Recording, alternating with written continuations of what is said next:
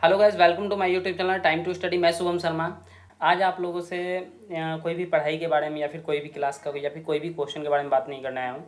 आज मैं सिर्फ आप लोगों से ये डिस्कस करने आया हूँ कि बहुत लोगों के मन में कभी कभी ऐसा आता है कि पढ़ा कैसे जाए, क्या ऐसा प्रिपरेशन किया जाए एग्ज़ाम से पहले या फिर क्लास ख़त्म होने पे। जैसा कि अभी लॉकडाउन चल रहा है, अभी हम लोग सब लोग घर पे पड़े हुए हैं, किसी का भी क्लास ऑन नहीं है या फिर स्कूल वगैरह सब बंद है।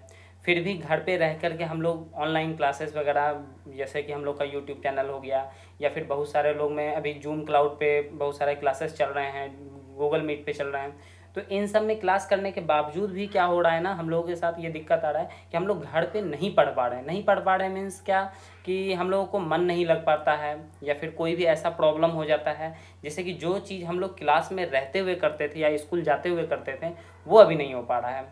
दूसरी बात क्या हो रही है कि जब हम लोगों का एग्ज़ाम आता है, कोई भी एग्ज़ाम जब हम लोग फेस करने जाते हैं तो पहला प्रॉब्लम ये आ जाता है कि जो हम लोग वहाँ जाते हैं तो जाने के बाद एग्ज़ाम हॉल में बैठने के बाद हेजिटेशन से हम लोग आधा चीज़ भूल जाते हैं। तो हम लोग ऐसा क्या करें जिससे कि कभी कोई भूले नहीं कुछ और एग्ज़ाम के टाइम में हम लोग बेहतर तरीके से एग्ज़ाम दे करके आएँ। या फिर अभी जैसे कि लॉकडाउन की वजह से बहुत सारा समय निकल गया, तो अब लॉकडाउन ओपन होने के बाद हम लोग ऐसा क्या करें जिसमें से कि जो भी हम लोग का समय बर्बाद गया है उसमें बिना बर्बाद हुए हम लोग वापस से अपने आप को स्टेबल कर सके जहां हम लोग होना चाहिए था हम लोगों को। तो आज हम इसी टॉपिक पे बात करते हैं कि आखिर किया क्या जाए। तो सबसे पहले हम लोगों को अपने मन का डर निकालना होगा। डर निकालने का मीन्स क्या, कि हम लोग जो ये सोचते हैं कि कैसे होगा, 90% लोगों के दिमाग में ये रहता है कि मैथ सबसे हार्ड सब्जेक्ट है, जबकि देखा जाए तो मैथ ही एक ऐसा पेपर है जो सारे सब्जेक्ट से हल्का माना जाता है। क्यों? क्योंकि इसमें हम लोगों को ज़्यादातर याद करने का झंझट नहीं रहता है। हम लोग हमेशा इस चीज़ को समझ सकते हैं, किसी दूसरे से सुनते हैं तो ज़्यादा समझ आता है। तो जैसे कि मान लिया जाए हम लोग के मन में क्या आ जाता है कि क्वेश्चन जब हार्ड हो रहा है तो हम लोग भूल जाते हैं, कर नहीं पाते हैं।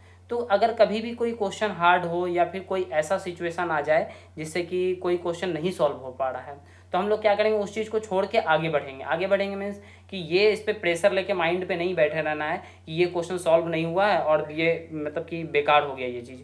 आगे बढ़ते हैं, आगे देखेंगे क्या होगा। आगे किसी जो हम लोग के टीचर हैं आप लोगों के, या फिर कहीं जहाँ भी आप लोग स्टडी कर रहे हैं उनसे ये चीज़ डिस्कस कीजिए। बात करने से बहुत ज़्यादा सॉल्यूशन क्लियर हो जाता है कि आखिर आप लोग जब बात करते हैं तो पता चलता है कि आप लोगों के साथ प्रॉब्लम क्या है। अगर आप बात नहीं कीजिएगा तो क्लियर नहीं हो पाएगा। अब जैसे मान लिया जाए कि एग्ज़ाम के टाइम में क्या होता है ना, जब हम लोग एग्ज़ाम में बैठे रहते हैं तो हमारे आस पड़ोस में जो सर्कल में फ्रेंड लोग बैठते हैं, तो अधिकतर एग्ज़ाम में ऐसा होता है कि हम लोग अपना क्वेश्चन सॉल्व करने के ठीक बाद पहला बात ये देखते हैं कि मेरा फ्रेंड क्या बनाया होगा। फ्रेंड बनाने के बाद उसका आंसर इतना आया या मेरा आंसर इतना आया, कन्फ्यूजन होता है। कन्फ्यूजन होने के बाद कि अगर आप सही भी हैं तो उस जगह पे आप गलत हो जाते हैं। आपको क्या लगता है कि वो सही बनाया होगा, हम गलत। तो सबसे बड़ी चीज़ हमारे अंदर कॉन्फिडेंस होना बहुत ज़रूरी है कि अगर हम लोग कोई चीज़ का पढ़ाई कर रहे हैं, किसी भी चीज़ का स्टडी कर रहे हैं, तो उस पर ये फोकस ज़्यादा करना है कि हम लोग सही हो सकते हैं। हो सकते हैं मीन्स कि जो हम बना रहे हैं वो सही है। ओवर कॉन्फिडेंस नहीं होना है, कि ऐसा ना हो कि ओवर कॉन्फिडेंस में हम लोग ये सोच लें कि हम ही सही हैं और गलत बना के चलाएं। लेकिन हाँ, कॉन्फिडेंस होना चाहिए मीन्स कि जब आप किसी चीज़ को सॉल्व कर रहे हैं तो उसका जो तरीका है वो आप अगर आप लोग सही से यूज कर रहे हैं तो आपको ये समझ होना चाहिए कि वहाँ पे आप सही हैं। दूसरे के बहकावे में आके बहकना नहीं है। दूसरा, एग्ज़ाम में हम लोग क्या ऐसा करें एग्ज़ाम के टाइम में जो कि एग्ज़ाम के टाइम क्वेश्चन बनाने वक्त हम लोग का समय बचे। तो समय बचने के लिए हम लोग को क्या करना चाहिए कि जितना भी क्वेश्चन आता है, जैसे ऑब्जेक्टिव आता है, शॉर्ट क्वेश्चन आता है, लॉन्ग क्वेश्चन आता है, तो सबसे पहले हम लोगों को कोशिश करना चाहिए हम लोग लॉन्ग क्वेश्चन को सॉल्व करें। लॉन्ग क्वेश्चन को सॉल्व करने का मतलब क्या है कि लॉन्ग क्वेश्चन ज़्यादा नंबर का होता है और इसमें आप लोग ये कह सकते हैं कि अगर ज़्यादा नंबर का क्वेश्चन ज़्यादा जल्दी से सॉल्व कर लें, क्योंकि लॉन्ग क्वेश्चन थोड़ा सा टफ होता है तो उसमें बनाने में समय लगता है और हो सकता है आप कभी कभी भूल जाते हैं। तो जब आप एग्ज़ाम स्टार्टिंग के टाइम में ऐसा कुछ ट्राई लेते हैं जो आपके लिए टफ हो या फिर आप उसको लगता है कि आप वो भूल सकते हैं, तो क्या होता है एग्ज़ाम के स्टार्टिंग में आपका माइंड फ्रेश होता है। तो आप लोग जब उसको पहले बनाइएगा तो माइंड फ्रेश में वो सारा क्वेश्चन बड़ा जल्दी से बन जाएगा। और उसके बाद अगर आप शॉर्ट बना रहे हैं या कोई ऑब्जेक्टिव अगर एक दो क्वेश्चन छूट भी जाता है तो आपका छूटेगा तो ज़्यादा से ज़्यादा 1 नंबर का या 2 नंबर का क्वेश्चन छूटेगा एग्जाम में।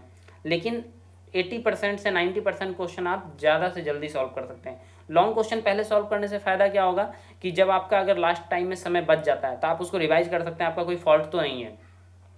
तो ये सब चीज़ ध्यान देना चाहिए। अब जैसे अभी आप लॉकडाउन के बाद कोई पढ़ाई स्टार्ट कीजिएगा तो पहले तो ये आएगा कि एग्ज़ाम कहीं ज़्यादा जल्दी ना हो जाए, लेट हो जाएगा अगर पढ़ाई में, या फिर रिवीजन का टाइम नहीं मिलेगा।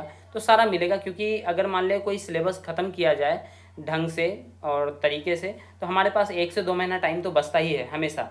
अगर इस बार नहीं भी बच पाता तो कोई भारी दिक्कत नहीं है, अभी आपके पास जैसे कि समय बचा हुआ है, तो आप लोग अभी भी क्या कीजिए कि जो पीछे पढ़ चुके हैं उसका रिवीजन अब हम अभी कर लेंगे। अभी जैसे कि अभी एक न्यूज़ आ रहा है कि सीबीएसई वाले क्लासेस में, सीबीएसई पैटर्न में क्या हो रहा है ना कि सिलेबस को थोड़ा सा आसान किया जा रहा है, यानी कि एग्ज़ाम के पैटर्न में कुछ क्वेश्चन का सॉल्यूशन को छाटा जा रहा है कि ये सब एक्सरसाइज से क्वेश्चन नहीं दिया जाएगा।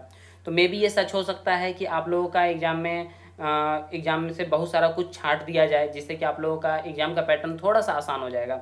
लेकिन ये कहना एकदम गलत है कि अगर वो आसान हो जाएगा, क्योंकि सबसे बड़ी चीज़ है कि अदर पेपर में तो आप लोग अगर कोई चीज़ छाटा जाता है तो आप उसका प्रिपरेशन कर सकते। तो हो सकता है कि एग्ज़ाम में अगर कोई चीज़ छाटा जाता है तब तो आपका आसान हो जाना चाहिए अदर सब्जेक्ट के लिए। लेकिन मैथ में ऐसा प्रॉब्लम होगा ना कि अगर आपको कोई चीज़ छाटा, जैसे 11th और 12th का बात किया जाए तो 11th में जितना भी टॉपिक होता है, चाहे वो रिलेशंस फंक्शन से शुरुआत हो और 12th के फाइनल स्टैटिस्टिक्स तक जाए, तो इन सब में कोई भी ऐसा एक्सरसाइज नहीं होता है जो पर्सनली एक के बाद मतलब कि आप पढ़ रहे हैं और वो एक्सरसाइज क्लियर हो जाए।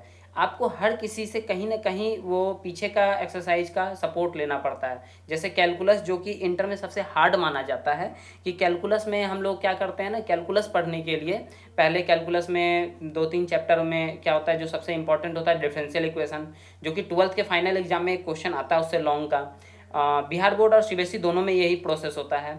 और जैसे डिफरेंशियल इक्वेशन पढ़ने के लिए हम लोगों को डिफिनिट इंटीग्रेशन पढ़ना होता है, और डिफिनिट इंटीग्रेशन पढ़ने के लिए इनडिफिनिट इंटीग्रेशन पढ़ना होता है। इनडिफिनिट के सपोर्ट के लिए आप लोग को डिफरेंशिएशन जानना जरूरी है, और डिफरेंशिएशन क्लियर होने के लिए इन्वर्स होना चाहिए और ट्रिग्नोमेट्री होना चाहिए।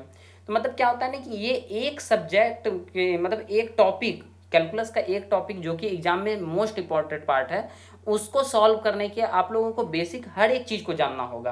तो अभी जैसे आया हुआ था कि अगर डिलीटेड कुछ किया जाए तो उसमें इन्वर्स में कुछ टॉपिक डिलीट कर दिया जाएगा, मतलब कि इन्वर्स का वो टॉपिक एग्जाम में नहीं आएगा, एग्जाम में डायरेक्ट प्रूफ का क्वेश्चन आएगा इन्वर्स का। तो अगर आप लोगों को देखा है कि एग्जाम में प्रूफ आ रहा था, आप लोग बोलेंगे हम लोग प्रूफ करेंगे, तो लेकिन प्रूफ से कोई मतलब बनता नहीं, क्योंकि अगर आप उसका बेसिक नहीं जानते हैं तो आपको प्रूफ से कोई मतलब रहेगा नहीं। तो अदर सब्जेक्ट में तो ऐसा आपको सपोर्ट मिल सकता है कि अगर कुछ छोटा गया, लेकिन मैथ में ऐसा है कि अगर आप बेसिकली हर स्टार्ट से अगर नहीं पढ़ते हैं या कोई भी चीज़ ऐसा छोड़ देते हैं कि ये चीज़ एग्जाम में नहीं आएगा, तो आप लोगों का वो पढ़ना ना पढ़ना एक जैसा रहेगा।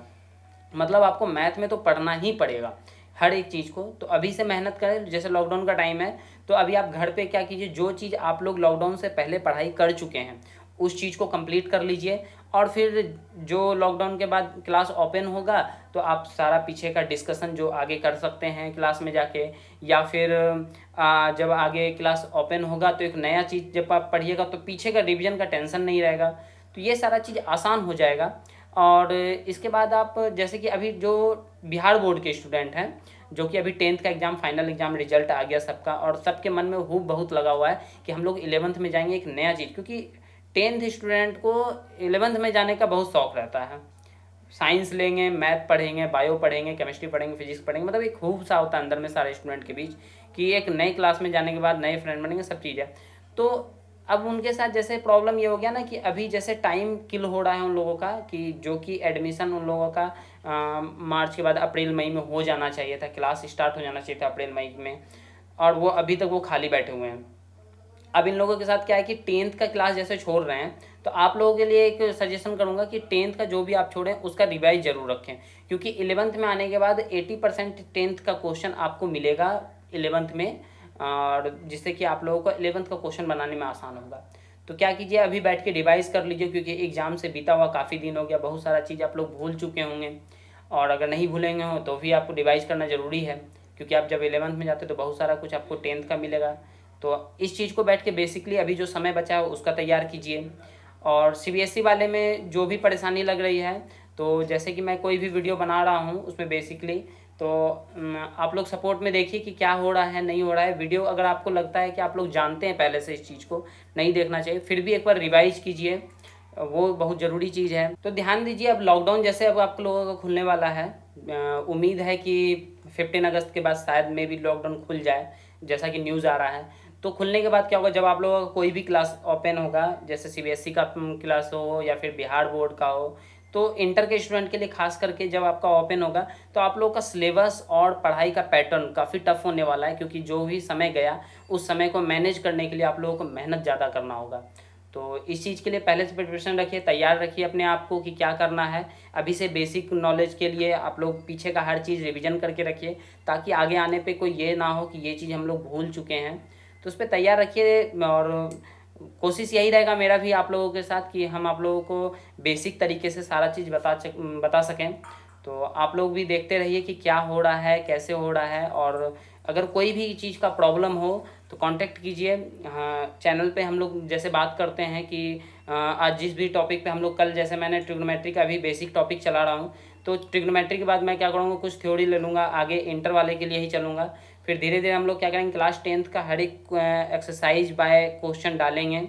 तो आप लोग जुड़े रहिए और देखिए क्या है नहीं है। और बेसिकली अगर कोई भी प्रॉब्लम होता है तो हमें कमेंट कर बताइए, और तैयार कीजिए अपने आप को, क्योंकि लॉकडाउन जल्दी ही खुलने वाला है, चांस है। तो मिलते हैं अगले वीडियो में फिर, और चैनल से जुड़े रहिए, सब्सक्राइब कीजिए, और बताइए कि हम लोगों को, आप लोगों को क्या प्रॉब्लम हो रहा है, पढ़ाई में नहीं हो रहा है, मैं कोशिश करूँगा उसको सॉल्व कर सकूँ। Thank you.